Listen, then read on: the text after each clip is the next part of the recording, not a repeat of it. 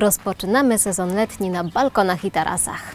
Nowy sezon, nowe pomysły, ale niekoniecznie nowe rośliny. Pelargonie cały czas zachwycają i cały czas są w modzie. Jak je posadzić, żeby były ozdobą do późnej jesieni? O tym opowiem w dzisiejszym odcinku programu Balkony i Tarasy. Zapraszam! Rośliny te zachwycają kolorystyką kwiatów, różnorodnością pokroju i form liści. Niektóre kojarzą nam się z dawnymi czasami, kiedy nasze babcie sadziły je już na balkonach. Inne przypominają rajskie ptaki i zupełnie nie wyglądają jak tradycyjne odmiany pelargonii rabatowych. Wśród tych roślin z pewnością każdy znajdzie taką odmianę, która go urzeknie. Możemy je pozyskać z wysiewu nasion na rozsady w lutym lub z sadzonek. Najczęściej jednak kupujemy co roku nowe okazy. A sklepy i centra ogrodnicze na początku maja pękają w szwach, oferując tam ich mnogość do wyboru. Najszybszy efekt osiągniemy kupując kwitnące rośliny. Dzięki nim nasz balkon lub taras w kilka chwil zmieni się nie do poznania. Wybierając sadzonki, zwróćmy uwagę na liście. Powinny mieć zdrowy wygląd, bez śladów żerowania szkodników czy plam chorobowych. Wybór odpowiedniej sadzonki to pierwszy krok do tego, aby długo cieszyć się widokiem kwitnących pelargonii. Jeżeli coś nas niepokoi w wyglądzie rośliny, dobrze jest obejrzeć ją pod światło. Wtedy najlepiej widać przebarwienia spowodowane obecnością szkodników. Nienaturalnie powyginane i poskręcane liście też mogą sugerować obecność chorób czy wirusów. Podczas sadzenia zwróćmy uwagę na korzenie. Jeżeli są jasne i dobrze rozwinięte, to możemy być spokojni. Brak plam i zaschniętych fragmentów oznaczają, że są zdrowe. Rozsada trzymana długo w ciepłych, a czasami niedoświetlonych pomieszczeniach może ulec rozhartowaniu. Dobrze jest więc kupować je z placów znajdujących się na zewnątrz sklepów, chyba że noce są jeszcze mroźne. Rośliny posadzone dobrze i w odpowiednim miejscu odwdzięczą się długim i pięknym kwitnieniem. Zatem po wyborze zdrowej sadzonki musimy jeszcze wybrać odpowiednie miejsce, pojemnik, podłoże i zadbać o prawidłowe posadzenie. Pelargonie lubią słońce. Najlepsze więc będzie dla nich miejsce słoneczne, ale poradzą sobie one również na stanowiskach lekko zacienionych. Niektóre odmiany mogą wtedy mniej obficie kwitnąć. Wybrana przez nas donica nie powinna mieć średnicy mniejszej niż 20 cm, a dla skrzynek minimalna szerokość to 15 cm. Pojemniki o mniejszych wymiarach nie zapewniają roślinom wystarczająco dużo przestrzeni do rozwoju części podziemnej.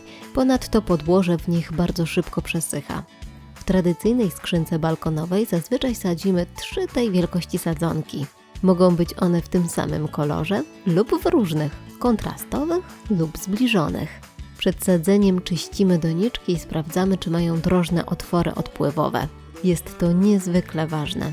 Nadmiar wody musi mieć ujście. W przeciwnym razie podczas deszczowej pogody nasza donica może się za bardzo wypełnić wodą, tworząc swoiste bagno. Korzenie zgniją i nasze rośliny będą do wyrzucenia.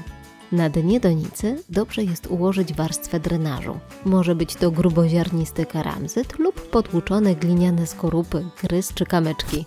Pelargonie lepiej reagują na okresowe przesuszenia niż na przelanie.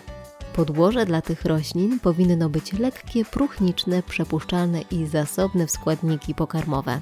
Dostępne są specjalne podłoża do pelargonii lub do kwitnących roślin balkonowych, które mają odpowiednią strukturę i startową dawkę nawozu. Nie musimy więc nawozić naszych roślin przez 3-4 tygodnie po posadzeniu. Podczas sadzenia możemy też wymieszać z podłożem nawóz długodziałający, który pod wpływem wody i temperatury będzie stopniowo uwalniał składniki pokarmowe przez cały sezon.